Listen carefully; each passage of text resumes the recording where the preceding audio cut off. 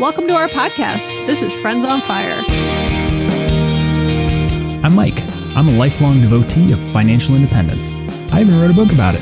And I'm Maggie, a newer convert, but just as passionate, especially on the intersection of minimalism and financial independence. We're one and the same. We are two like-minded friends who believe that talking about money with your friends and family opens the door to financial well-being. The Friends on Fire podcast is about dispelling myths, building financial acumen, and sharing your financial independence journey with the people you care about. This is Friends on Fire. Hey, Mike. Hey, Maggie. How's it going? Good. I just finished watching Hamilton on Disney Plus. Have you seen it yet? I watched the first few minutes of it, like the first song. What do you mean? You didn't keep going after that? I mean, I think you need to be in the right mood for it. You do. In fairness, it took... we wanted to watch it with our kids, and I want to go back and watch it without them where I can focus a little bit more, but it was good. They had a lot of really good questions throughout it, but we watched it in like 4 to 5 sittings because we would sit down and be able to watch 30 minutes of it, and then, like they'd have to go to bed or something. And so we finally watched the last 30 or 40 minutes of it. And it was really good. And then we went back and watched the opening scene again, and it was really nice. That was cool that Disney put it out on video for everybody to watch. Yeah, I read that it was a huge success for them commercially. They've been doing making all the right moves during the lockdown periods to gain new subscribers, and this was another big success for them. Yeah, it's great. I mean, I already subscribed to them, so it's not like, and I also haven't watched it. So clearly this was not directed at me, but I will at some point watch it because apparently it's been like the biggest thing to hit theater in 50 years. And I'm like Hamilton, the only person who hasn't seen it yet. I started seeing everybody commenting that they were watching it, and I was like, what's going on? I didn't even realize it was on Disney Plus. I had to ask somebody at work what was happening. Anyways, so I was a little late to the party, but it was a good party nonetheless. And it's a party I'll go to again. I'm looking forward to watching it again. Are you really going to watch it all again? I am, because I love musicals. I don't know if you know this about me. I did not know this about you. I mean, I love them, but I rarely will go to pay to see them like on Broadway or something. But I love like The Greatest Showman and like just anything like that. I love it. And then I will just like listen to the soundtrack on repeat. So I love the songs. So I like, even when we finished it, we went back and like played a couple of our favorite songs. And I have The Room Where It Happens, The Room Where It Happens, like stuck in my head. I can't get rid of that song. My kids keep singing it. You know what I'm talking about? No, I've not. You didn't make it far enough. I made it through the first song. It's a good song. I keep running into my kids' room while they're like doing something and be like, this is the room where it happens. Oh, I bet they love that. Are they embarrassed of you yet? Are they at that age? They are very embarrassed of me, yes. Oh, do you also behave like this in public with them? I do. Sometimes I behave like this in public with them. Like, I think it's funny to kind of embarrass them. Like, I always joke with Maddie. I'm always like, on your first day of middle school, like, I'm going to walk you. Well, I can't do it now because we're in quarantine. So there's not going to be an in-person first day. But I'm like, I'm going to walk you in and I'm going to like dance down the hall and be like, this is my stepdaughter, Maddie. And I'm just like she's like, oh my God, please do not do that. That sounds terrible. I'm just kidding, Maddie. I would never do that. So parenting and Hamilton have nothing to do with our episode today. We went off on a little bit of a tangent. We are actually going to talk about something I am extremely passionate about. So passionate. Travel hacking from credit cards. Woo woo. Oh yeah, I'm thrilled to death. I have been doing this for a long time, and our inspiration for doing this episode was a really awesome voicemail we got from a listener named Matt. And so to kick off our discussion of credit card points and travel hacking, we're going to play his voicemail. Okay, before you play his voicemail, Mike, I just would like to go on the record saying we don't know Matt, which is really exciting for us, right? We've been getting more voicemails from people we don't know, and we love getting voicemails from people we know, but it's more exciting sometimes when we get them from people we don't know because it means we're reaching new people and they're engaging with us, and that's exciting. That is making very new money exciting. friends. So here we go, Matt. What you got? Hey guys, my name is Matt, and I am also in the Atlanta area. And I had a quick question. I was catching up on some of the back episodes, and got to the one around credit card rewards and our credit card features and bonuses and extra things to look at to activate. And you all got into a little bit how Mike does some churning of credit cards, and I've done some of the credit card reward game. I started to get into that in the last year, but I've always been confused, and I haven't heard anyone clearly explain what impact your credit scores may be, or any complications around actually closing accounts and closing cards. And Mike mentioned he doesn't utilize some of the extended warranties because of closing cards. So, I was curious, what is the best practice for that if you are looking at opening different credit cards to get the sign up bonus and use them wisely, but then how do you actually restart the cycle if you wanted to close them again? Is there, if you have a certain card that gives you, whatever, 50,000 points when you sign up, and then like the Capital One, one of their Capital One cards, I believe, gives you that much, but there's a $95 annual fee. And I've also seen some articles saying, hey, you don't want to cancel before the anniversary because there's, somehow they can tell that you're doing that, and there's some kind of negative consequence. So you want to at least pay the first annual fee before you close. And then also, is there some rules written or otherwise where you can get that sign-up bonus again in the future? Because I'm guessing that's how people keep doing this. And people talk about getting millions of points and traveling all over the place, doing it over years of time. There's only so many cards out there, so I would imagine you can qualify for the sign-up bonus again. But tactically, can you help me think through, or if you know how to best do that? What does that look like? You open a card, you have it for 11 months, you cancel before, and then you have to wait from 12 months or 24 months from when you get the bonus to sign up again. Yeah, I've yet to see a very clear explanation on how you sustain a productive churn. So I appreciate everything you all do, and look forward to getting some help. Thank you. That was a fairly long voicemail. So as we learned on a previous episode with our interview with Angela Buttimer, our Google voicemail box only accepts messages of 3 minutes. So at 2:45, well done, Matt. You got in. Yeah, you got in just under the wire. Yeah, so we got to hear your whole voicemail. But what I liked about this was that he covered all of the questions people have. And one of the things that I am guilty of is I assume subconsciously that everybody has been on this same journey with me. And when I look back at when I first started credit card hacking, I was scared about it. I was confused about it. There was a lot of unknowns. And so I think this is a great opportunity for us to take a step back, for me to take a step back and cover some of the basics about what this is and how you can leverage it. Do you want to know that I've never done this, Matt? Your name's Mike. Yeah. Matt was the voicemail guy, but I kind of liked his name. I feel like let's call you Matt from now on. No, well, my name's close. Mike. How long have we been doing this? I don't know. But do you know that I have never done this? I have credit cards and I have gotten benefits by signing up, but I have never done this churning thing. Like the credit cards I have, I've mostly stuck with. Different than my approach to cars, which I might churn more frequently than you. My credit cards, I don't actually churn. I keep them for, 10, 20 years, just like you do with your cars. Yeah. So Maggie gets more cars than she does credit cards. Exactly. So Matt used the term churning, which means that you sign up for cards and then cancel them and continue to go through this cycle to get more and more points. So, Mike, that doesn't hurt your credit score at all, this idea of churning? Because that was part of Matt's question, right? When you have a credit query, your score might go down 3 points. But there are so many other factors which create your credit score that this is sort of a non-event. And over time, your score will continue to be very high.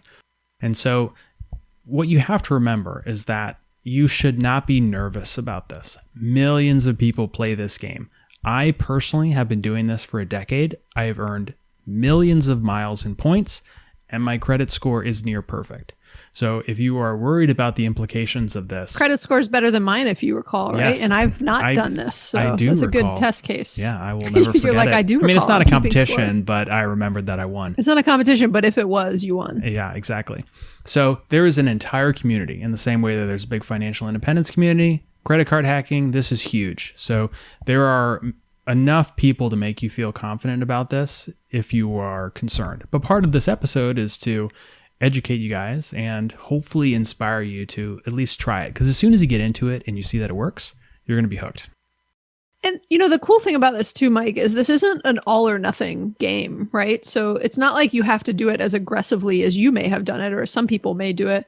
You might want to do it on a smaller scale and try it out and start to see what some of the benefits are. Yeah, and, that's a great it's point. just not something that you have to do as much as or a certain way. Right.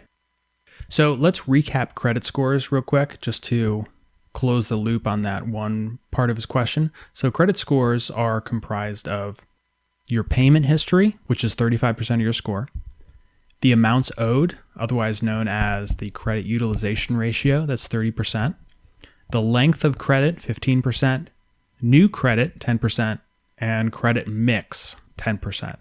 So when you're talking about opening and closing new credit cards, that's really only going to be touching a small percentage of your total score. What really matters is that over time, you are paying all of your bills and not carrying over balance. So if you go back to our episode on credit scores, if you just pay your bills, your credit score is going to be awesome. Cool. So having cards and paying them regularly helps your score because it increases your credit available. And if you are spending the same amount of money on them, your credit utilization, so the percentage of your credit which you are using on a monthly basis, goes down. So if you have a $10,000 credit limit and you spend $1,000 a month, that's a 10% credit utilization. If you open another card and you have $20,000 of available credit, but you're still only spending $1,000, you are now at 5% credit utilization. So your score would go up. So having credit cards can actually increase your score if you manage them correctly. So there are a lot of types of cards, and if you've had one card for the past 15 years and you're not really paying attention, you might have missed the breadth of opportunities there are. So there are hotel cards, airline cards, cashback cards, retailers have cards. Banks like Chase, Citi, US Bank, the card providers like Visa, MasterCard, American Express. There are business cards, there are consumer cards. So the variations you get, the combinations you get from different banks and credit card providers and reward points or cash back, there are just so many options out there that you can spend decades running through all these opportunities and just accumulating points. There's just so much out there to be gained. And though there is so much to be gained from all of those different types, Mike, today we're really focusing on travel credit cards specifically because that's kind of the focus of this episode. And I think that is where the most fun can be had, but it's also, in my opinion, where the greatest reward can be had. So if you have a, Banana Republic credit card, and no offense to people who like Banana Republic or have that card, but you're going to get a percentage cash back to be used at that store. You have a very limited benefit that you can redeem. With travel, it's really your imagination. Where do you want to go in the world? Where are the hotels that the reward points that you are accumulating are located? There's just so much you can do with these. And it's, Maggie, for you and I, travel is a big passion of ours. And so this has always been something that I've used to explore the world and have adventures. Yeah, that's a great point, Mike. I also love travel, and it's definitely one of those areas that I wish I had realized how much opportunity there was earlier on in life, because I definitely would have been doing more of these things, right? Like when I said I never did this, 10 years ago, it's not because I didn't want to, it's because I wasn't really aware that it was an option. And I don't know that I really believed or understood the volume of the benefits too, right? Like, I know you're about to get into it, but I thought it was more about the spend on the card and those benefits. And like you said, earning Banana Republic points to go get discounts off clothing, and not recognizing those sign up bonuses are really, where the big benefit is. Right. As you mentioned, The value of this game comes from sign-up bonuses. It does not come from normal spend. So I'm sure everybody listening has seen an advertisement at some point that's 50,000 or 100,000 airline miles after you spend a few $1,000s on the card. That deal is what makes this worth it. Just accumulating the 1 point per dollar spent or whatever ratio they have is not going to get you very far. The way you succeed is by signing up and getting multiple bonuses throughout the year. Yeah, I will say a side benefit that I've gotten a lot out of over the years is that you do get a lot of benefit from the spend. It's just that alone is not how you're going to travel for free, as an example, right? But like I have the Amazon Visa. I get big chunks of credit towards Amazon, and it's a nice bonus and a nice benefit. And I think it's more of the sort of layers you want to focus on, right? So I don't spend any cash or any money that I don't put on a credit card, because I know if I put it on a credit card, I can earn something else for it. And so I still would encourage people, if they're disciplined with credit cards and they don't have a problem where they're, putting too much on credit cards and not able to pay it off monthly, as an example. But if you're disciplined and you can pay it off every month and you're still disciplined and you know what you're spending, when you put it on a card, you should put regular everyday things on a credit card to get that everyday bonus, in addition to all of these great sign-up bonuses that can essentially let you travel for free. Yeah, absolutely. So the way this works is that you will find a card that you like, and I recommend checking out the website The Points Guy. He's kind of like the founder of this whole movement, and on his website he has a great list of all the different types of credit cards and their current bonuses. So go to his website, find a card that you want. So if you live in a city that is a Delta hub, go sign up for one of the Delta cards. You will see it has a, let's say, $50,000 bonus. You apply for the card, and then you have to meet the minimum requirements. So you will have to spend $1,000 in the first month or $3,000 in the first 3 months, something like that. And once you hit that, you will get the points deposited into your account. That is the bonus. And after that, you are simply just accumulating points for the spend that you make, one mile per dollar, for instance. Yeah, and this might seem obvious, particularly to you, Mike, but I think it's worth stating. When you have a minimum spend requirement, like you've got to spend $3,000 in the first 3 months, we are not encouraging you to go spend $3,000 on crap you don't need to meet this requirement. That negates the entire benefit that you're going to get for travel. We're saying take your everyday expenses that you already have and shift them to this new credit card so that you can meet that spend requirement. And then when you're done with that and you go to the next one, shift your balance, not your balances, but shift your expenses, right? That's what you put your groceries on. You might even put a little bit of extra work in to say, like, you might have to change where your insurance is auto billing to or something like that. But it's not a lot of effort to make those changes typically. Yeah. All right. So that's how you earn the bonuses. So let's continue to address some of Matt's questions. When you are done with earning the bonus and you want to cancel the card, let's say the card has a $100 annual fee and you don't want to pay it and you don't want to earn a mile per dollar, or you want to move on to another card. Canceling the card hurts your score because it lowers your available credit, your credit utilization, but it doesn't hurt you a lot. And especially if you have a couple cards that you've had for 10 years and you have a mortgage and you have other car payments, like, this is not a big deal for your credit score. So you will be fine by canceling this card. Canceling the card might get you, quote unquote, flagged by a card provider. But this is something that's very proprietary to these companies. And I personally, again, I'm going to reference my personal experience as the proof point. I have never been denied for a card. So regardless of how much you play the game, if you have a good credit score and you're putting money on these cards and paying it off, that's really what they care about. They kind of understand that people are going to play the game, but they are still making money because you are putting money on their card, they're getting a fee from it. So I don't consider that to be a big deal. Now, Matt also asked about canceling before the fee, and in many cases, you can call in right before or even right after you're charged Say you want to cancel because of the fee, and they'll waive it for you or give you some other sort of retention offer. Like if you keep the card and spend $1,000 in the next month, we'll give you 10,000 miles. Like they do that all of the time. Now, I will say that the more you play the game, the less likely you are to get a retention offer. So while I have never been denied for a card, I never get retention offers anymore. They're like, good riddance, Mike. Get the hell out of here. There's a special flag for you in the system. Right. They sort of want my business, but they don't want my business for too long. Yeah. So I typically keep cards for a year when I'm churning through them, just because there's really not a lot of purpose in canceling it any sooner than that. You can just keep it in a drawer and not put money on it, but you don't want to attract too much unwanted attention from the credit card provider. And if there's no fee, I have like 3 cards that I've just had forever because there's no fee, helps my credit score. So if there's no fee, you might want to keep it. And occasionally there could be a specific benefit associated with that card that you want.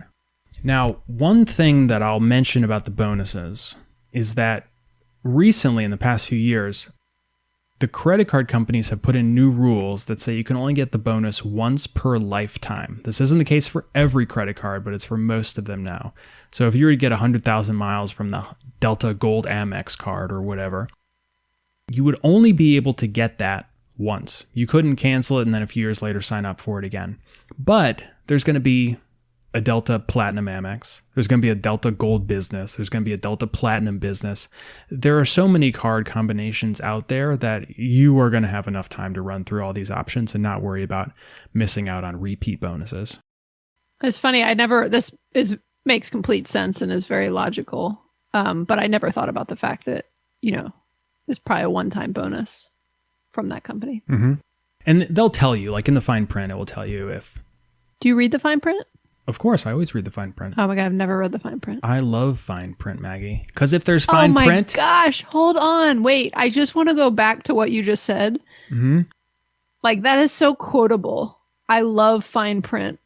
Yes, because if there's fine print, there's ways to exploit it. There's loopholes, right? Yes, so I am very interested in finding the loopholes. Like a lawyer. Yeah, I like it. What do you like more, fine print or model airplanes? Ooh, that's tough. It Lord depends. of the Rings? It's really like totally different mood. Airplanes? Sometimes I want to sit down and watch Lord of the Rings. Sometimes I want to sit down and read the fine print of credit card applications. I just, the mood has to hit me, depends if it's Maggie. Like Friday or Saturday night, yeah, right? Exactly. Yeah, you nailed it. I like it. So a few more things to address Matt's question, and then I do want to get into some keys for how to actually go and use this for free travel. A couple tips. Don't do too many of these at a time. Some banks won't approve you if you have too many open lines of credit. It appears high risk to them. It looks like you are opening up $250,000 of credit so you can max them out and flee the country. That's what they're going to be worried about. So do 2, maybe 3 at a time. When I'm playing the game, I typically have 3 that I'm utilizing at a single time and then canceling them periodically. Some credit cards have this rule. For example, Chase has this rule called the 524 rule. Are you familiar with it? I am. So it's if you've opened 5 or more new credit cards in the past 24 months, you will not be approved. And I think they're doing that a little bit. I mean, is that to stop travel hacking? Or not travel hacking, but credit card hacking? Yeah, absolutely. But still, 5 in 24 months is a lot with one company. So you can still do a lot with that. Yeah, it is. And when you're talking about 50 to 100,000 points or miles per card, this is quite a lot that you can accumulate over this time period. Lastly, you definitely need to keep track of this stuff. And I recommend awardwallet.com. I've been using them for a long time, and we'll put a link in the show notes for where you can sign up for it. Basically, I never thought to keep track of this, the way we track our net worth and other stuff. I have a spreadsheet with every single credit card I've ever signed up for. Of course you do. Because there's some important things. In addition to showing you like what your current balance of points is and linking to all your accounts. So right now I have like dozens and dozens of reward accounts across my wife and I, and my kids for that matter. And this keeps them all aggregated and updated. It notifies you when your points are going to expire, which is hugely valuable. Some points expire, some don't. But when you are churning through cards, you need to keep track of when you signed up for it. Because if they say spend $3,000 in 3 months, if you forget what time it is and you haven't met your spend, you've just wasted your time. You haven't gotten the sign-up bonus. So you need some way to keep track of this, especially if you want to start doing more than 1 or 2 or 3 of these. Yeah, that's brilliant. I didn't realize there were sites like this. So will it remind me when my companion ticket's going to expire? Yes. Things like that too? Yep. I need this. Yes, you definitely need this. And that's a great thing to have right now, just given what's happening with COVID and the travel industry too, because different companies are changing their policies to extend certain terms. Yeah. And so it's even harder to keep up with what the rules are because they're constantly changing. And Award Wallet also has a mobile app. And so, if I go into a hotel and they're like, oh, what's your reward number? Or I go to a car rental place and they're like, what's your membership number? I just pull up the app and go find it there, and it will tell me what my status is, what my number is. And it's free? It's free. Nice. Now you can upgrade, which gives you some more benefits, which I do. It's only like a few bucks a year, but it's just a phenomenal service. And if you are into points, that you absolutely need this. It is one of the few things which I wholeheartedly endorse that you spend money on. Unequivocally. Love it. Okay. Have you read their fine print?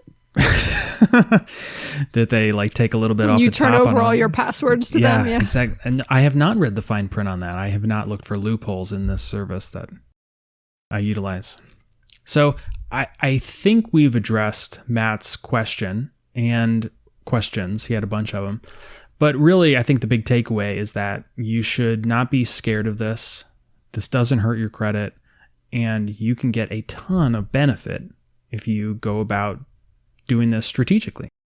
So, Mike, speaking of the benefit, because this was super helpful, but when I think about the benefit, I think that's where I've often had a mix of fear, confusion, etc. Of, am I really going to be able to use these points, miles, etc.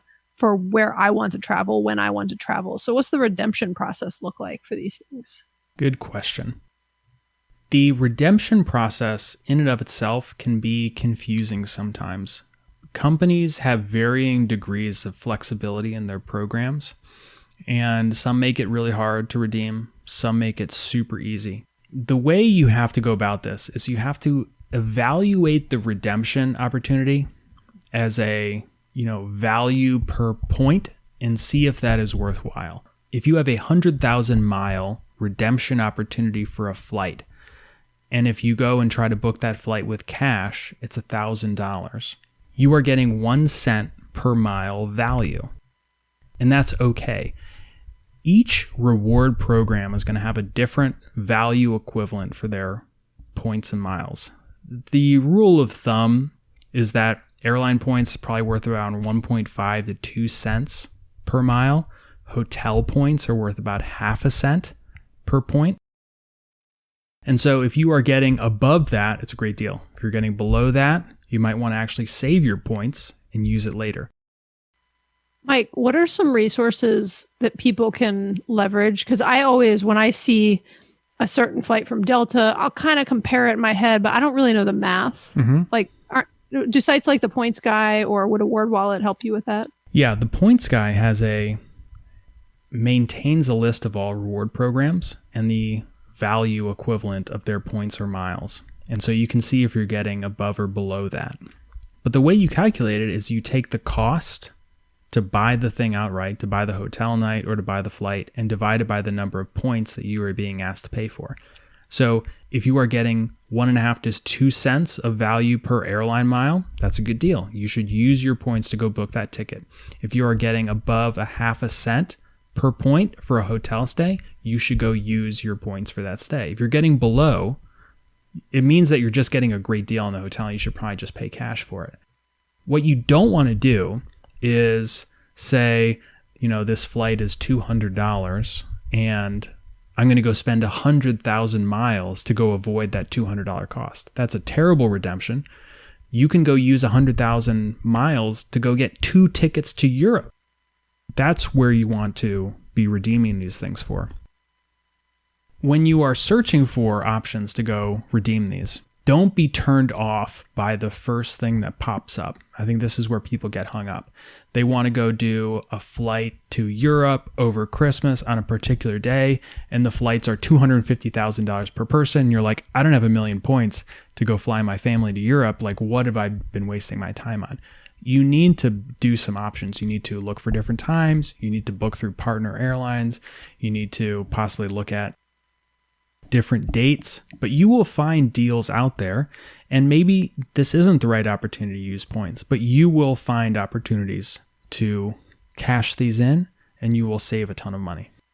So when it comes to traveling for free, you will need hundreds of thousands of points and miles. Like, there's no way around that.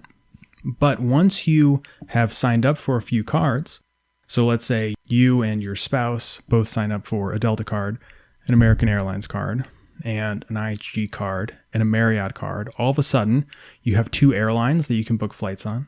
You have 2 hotel chains that are all over the world that you can book rooms in. And then you can start searching for opportunities to cash them in. If the flight you want to take, to Europe over Christmas is too expensive on Delta, check American. You would now have points for those. If the hotel is full or too expensive at a Marriott, you can look for the Hilton or the IHG. So it isn't just that you sign up for one of these cards.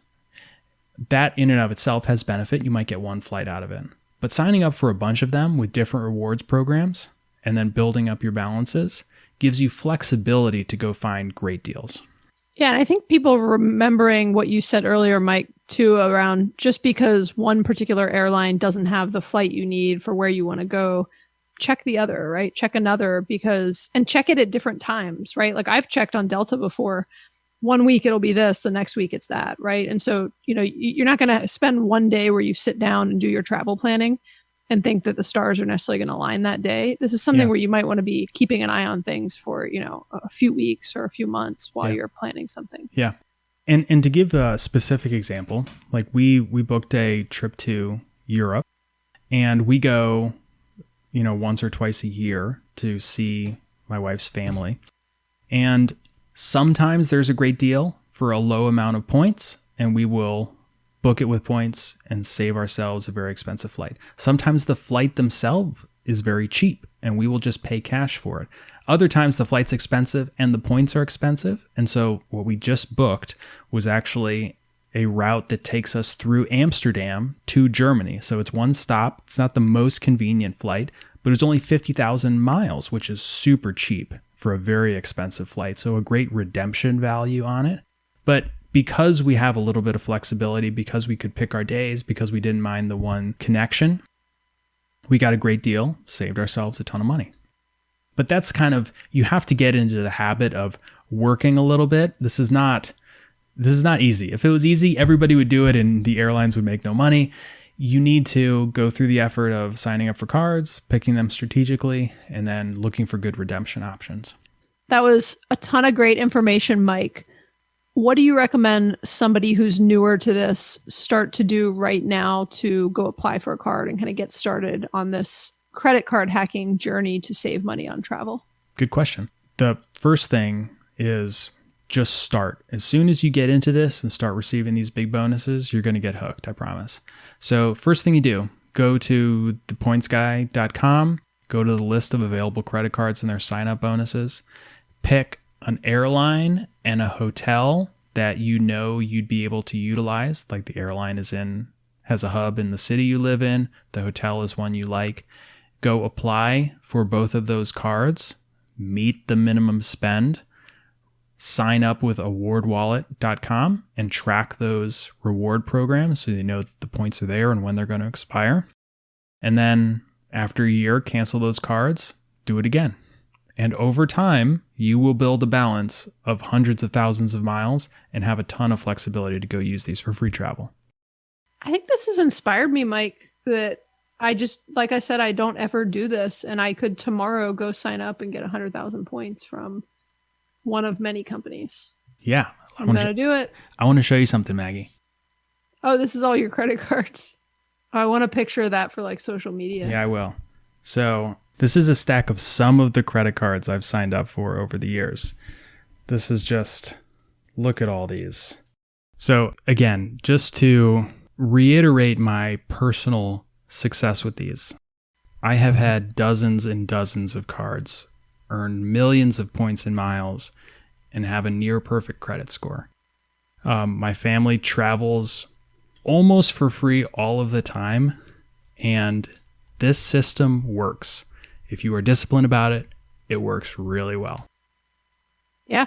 You also can kind of get creative on things too. Like we were booking flights to FinCon, and Mike was trying to say, like, you were like, I'll book your ticket on like Hawaiian Airlines, something totally random where I'm like, why do you have it was like British Airways. British Airways on random. American.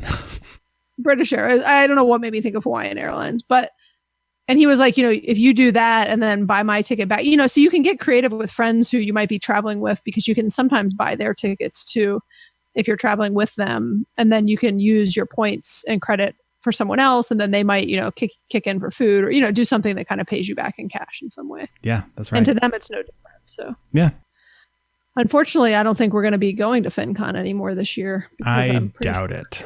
We're all virtual, which is kind of a bummer because it would have been our first year. I know. Oh, well, next year. Okay. That FinCon is a financial media conference that we were excited to go to for our first time this year since we started the podcast. Yep. And we were going to stay for free because we used hotel points.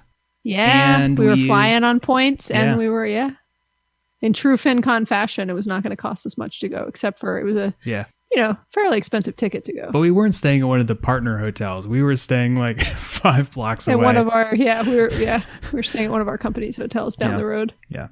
Just to make, a little sacrifice. Okay. What are our top 3 takeaways from this episode? All right. The overarching theme of this, do not be afraid of credit card churning. It is a great opportunity. Pay your bills on time and you will be fine.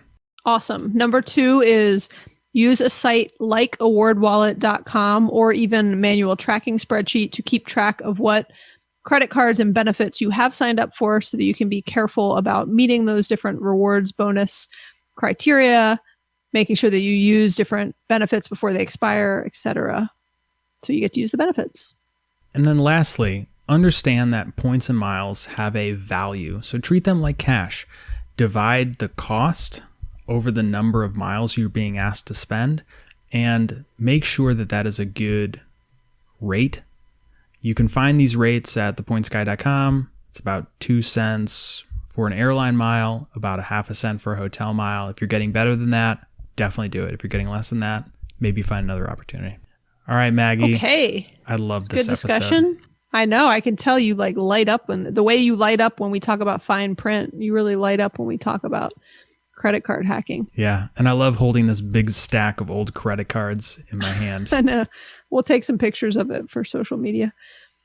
Okay, let's jump to Mike's Minute on the Mic. This is where I get to ask Mike a surprise question, and he only has 60 seconds to answer it. Mike, we got 2 questions tonight. I think you can probably answer both of them in 60 seconds. All right. One is just a burning question on my mind since we started recording this particular episode. Mm-hmm. Who is the chair behind you for? The empty chair that's sitting behind you that's kind of facing you. It's like there's a ghost in it. That's my invisible friend. No, we have 2 desks down here, so my wife has a desk and I have a desk. Sometimes. Okay, I've just never seen anyone else down there, and then I'm like, there's this chair behind you, as if you might have someone come and join you for a meeting or something. No, we just have 2 desks. Okay. Sometimes we're down here together. Most of the time we're not. Okay. Second question on topic for this episode: what was one of your most amazing or memorable vacations that you've taken and that you have paid almost nothing for because you did travel hacking? Ooh, I love it. I took a trip to France for 2 weeks and all in spent $1,500. Airfare, hotel, food, everything. So we spent 4 nights in Paris. We stayed in a $1,000 a night hotel on the Champs-Élysées for a great redemption value of points. Flew over there on points. It was a magnificent redemption trip. Very memorable. That's awesome. Was this before kids? No, we had one kid at the time. And you took them with you? Yeah. Obviously. Yeah, so she was 18 months old. Yeah, that's impressive. Yeah, $1,500, 2 weeks. It's a great deal. Yeah. You know who was about to have a almost 2-week trip to France for their 40th birthday, pretty much paid for with miles and points? Oh, I'm sorry, Maggie. This girl, until a global pandemic hit. You'll have to go next year. That's okay. I'm going to have a great time in my house with my kids for a few more weeks. It's like we haven't gotten enough time together. It's going to be fun. Maybe you can watch like it's going to be fun. Maybe you can watch Midnight in Paris and drink some French wine and just pretend like you're over there. That's a good idea. Could have a French theme night. Yeah. I mean, it's not the same as actually like, eating dinner by the Eiffel Tower, but, I know. Do what you can. It's not the same. I would still go, honestly. I'm pretty sure they're not going to let us Americans in there these days. So not that I blame them. I mean, you could go, but the reason I've been canceling trips is that I don't think it's going to be fun to travel. Even if you're in a cool place, it's going to be extremely stressful just to do normal stuff. It's not going to be pleasant. With kids, but I think without kids, it might be not as stressful. I don't know. I still like wearing a mask the whole time, being nervous about your hotel room and the getting on a plane for 10 hours and then getting on the train and in cabs. Yeah, like you will constantly be worried You're right. You've ruined it for me. I don't want to go anymore. I'm just telling you, save it for next year when you can enjoy it. Don't enjoy it. That's settle. Fair. You're right. That's fair. I was thinking it'd be like a lot of places would be empty and I could just, lay on the grass all by myself watching the Eiffel Tower, looking up at the Eiffel Tower. But I hear you. Plus, all my photos will look bad because I'll be like wearing a mask. You won't be able to see how happy I am. Your Friends on Fire mask? Oh, yeah. I could bring my Friends on Fire mask. It'd be fun. Yeah, we'll get some international publicity. You should go. Oh, now you want me to go. Yeah. Okay. We will. This is a great discussion. We will wrap this up. Thanks, everybody, for listening. If you've been challenged or inspired by what you've heard today, please rate and review the show. You can also subscribe to make sure you never miss an episode. If you have thoughts or questions, we'd love to hear from you, and you can leave us a voicemail or text us at 404-981-3370 or hit us up on Instagram or Facebook, and we'll have all those links in the show notes. Okay, great discussion. I learned a lot about your love of fine print and credit card hacking tonight, Mike. Yes, 2 of my passions. Okay. All right. Thanks, Maggie. Yeah, thanks, Mike. Bye. Bye.